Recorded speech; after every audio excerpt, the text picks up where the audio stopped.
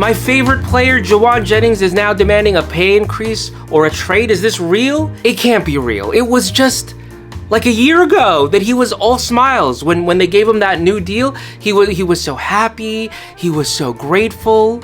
Him and Debo were hugging it out. They're like, "Oh, you made it, man. You made it." Oh, they were so happy. And now he's like, "Pay me or trade me." Let me ask you a question. What are the odds that Ricky Pearsall does this like a year from now? Is it 99% or 100%? What would you say is the odds? Because the precedent has been set. They caved to Debo. They caved to Nick Bosa. They caved to Brandon Ayuk.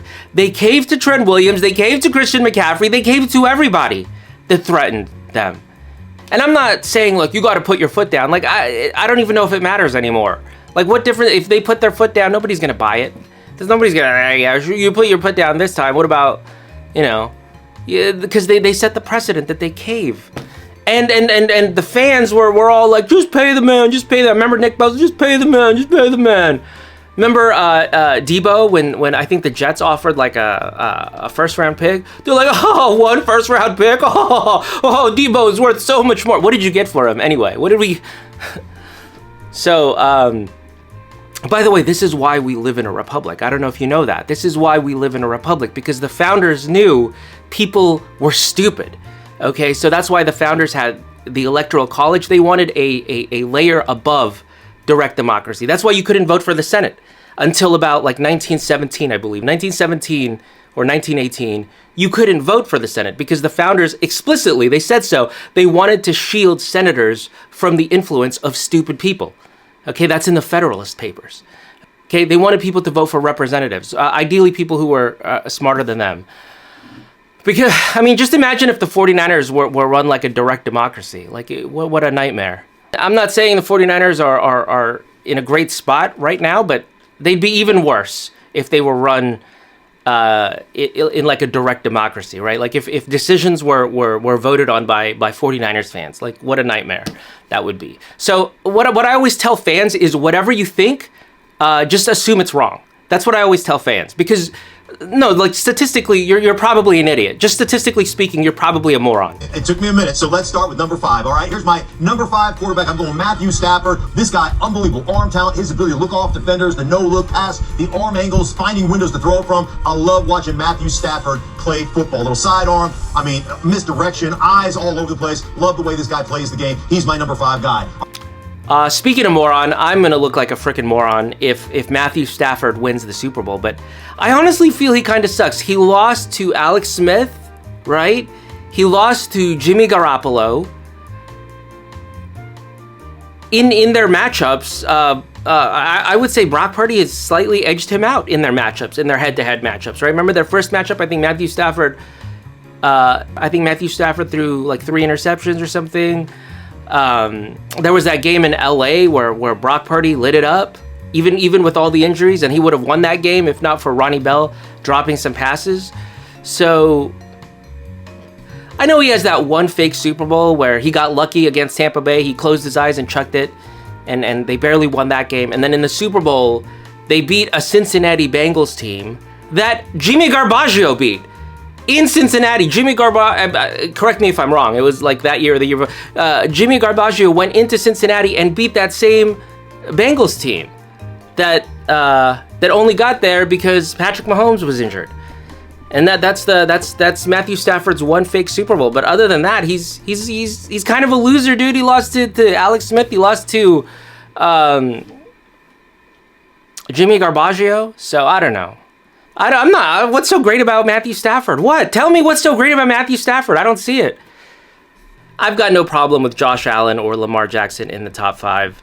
Okay, my number 2 guy, Patrick Mahomes. Wow. Patrick Mahomes is unbelievable. And yes, he's won 3 championships and he's been to 5. And the guy has been incredible. Patrick Mahomes is not unbelievable. By the way, did you guys see Superman? Supergirl was so fine, bro. Supergirl was so fine. Anyway,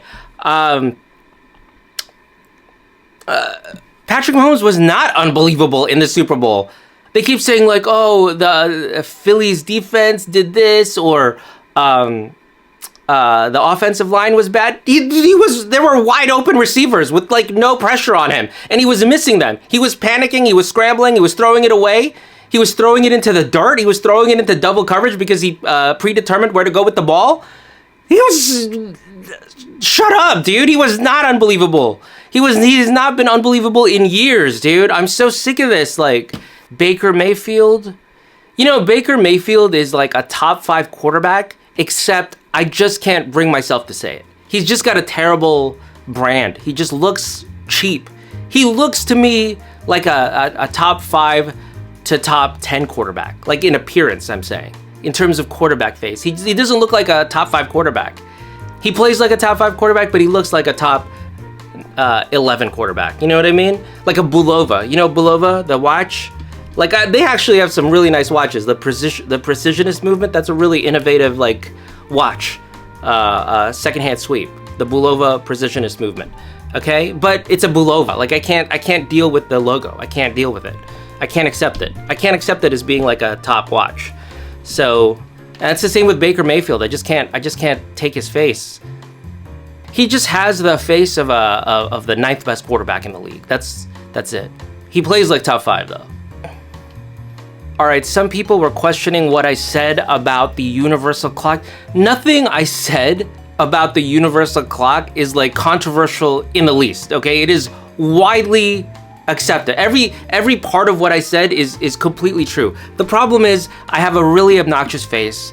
I have a really obnoxious way of putting things. I'm very annoying.